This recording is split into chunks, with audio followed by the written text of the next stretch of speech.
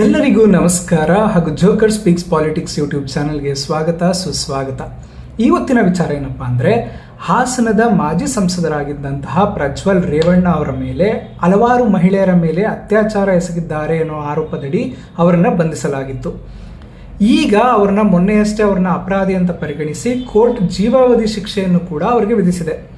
ಇದೇ ರೀತಿ ಒಬ್ಬ ರಾಜಕಾರಣಿಯ ಮೊಬೈಲನ್ನು ಏನಾದ್ರು SITಗೆ ಒದಗಿಸಿದ್ರೆ ಅವರ ಮೊಬೈಲಲ್ಲಿರುವಂತಹ ಬೆತ್ತಲೆ ಫೋಟೋಗಳು ಹಾಗೂ ಅಶ್ಲೀಲ ವಿಡಿಯೋಗಳನ್ನ ಅವರು ನೋಡಿದ್ರೆ ಅವ್ರನ್ನೂ ಕೂಡ ಬಂಧಿಸಲಾಗುತ್ತೆ, ಅವ್ರಿಗೂ ಕೂಡ ಜೀವಾವಧಿ ಶಿಕ್ಷೆ ಆಗುತ್ತೆ ಅನ್ನೋದನ್ನ ಕಾಂಗ್ರೆಸ್ ನಾಯಕರು ಆಗಿರುವಂತಹ ಎಂ ಲಕ್ಷ್ಮಣ್ ಅವರು ಒಂದು ಬಾಂಬ್ನ ಸ್ಫೋಟಗೊಳಿಸಿದ್ದಾರೆ.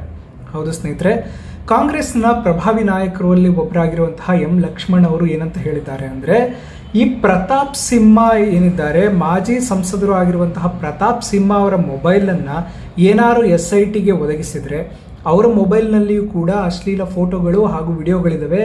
ಇದರ ಅನುಸಾರ ಅವ್ರಿಗೂ ಕೂಡ ಜೀವಾವಧಿ ಶಿಕ್ಷೆ ಆಗಬಹುದು ಅನ್ನುವಂಥ ಬಾಂಬ್ನ ಅವರು ಸ್ಫೋಟಿಸಿದ್ದಾರೆ. ಅವರು ಏನಂತ ಹೇಳಿದ್ರು ಅಂದರೆ, 2023ರಲ್ಲಿ ಲೋಕಸಭೆಯಲ್ಲಿ ಈ ಸೆಕ್ಯೂರಿಟಿ ಲ್ಯಾಪ್ಸಸ್ ಆಯಿತು. ಆವಾಗ ಎಲ್ಲ ರಾಜಕಾರಣಿಗಳ ಮೊಬೈಲ್ನ ವಶಪಡಿಸಿಕೊಂಡ್ರು. ಆಗ ಅಮಿತ್ ಶಾ ಅವರು ಈ ರಾಜಕಾರಣಿಯಾದ ಪ್ರತಾಪ್ ಸಿಂಹ ಅವರ ಮೊಬೈಲಲ್ಲಿ ಬೆತ್ತಲೆ ಫೋಟೋ ಹಾಗೂ ವಿಡಿಯೋಗಳನ್ನ ನೋಡಿದ್ದಾರೆ. ಆದ್ದರಿಂದ ಅವ್ರಿಗೆ 2024ರಲ್ಲಿ ಅವ್ರಿಗೆ ಲೋಕಸಭಾ ಚುನಾವಣೆಗೆ ಟಿಕೆಟನ್ನೇ ನೀಡಿಲ್ಲ.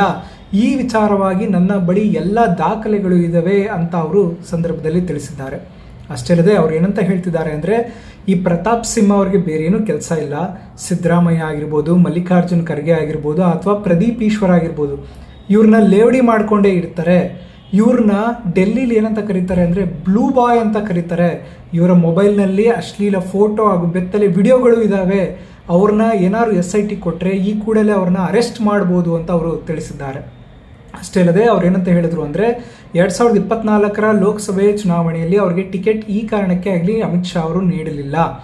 ಅವ್ರೇನಾದ್ರು 2024ರಲ್ಲಿ ಲೋಕಸಭೆಯಲ್ಲಿ ಅವ್ರೇನಾದ್ರು ಸ್ಪರ್ಧಿಸಿದ್ರೆ ನಾನು 3 ಲಕ್ಷ ವೋಟ್ಗಳಿಂದ ಅವ್ರನ್ನ ಸೋಲಿಸ್ತಿದ್ದೆ.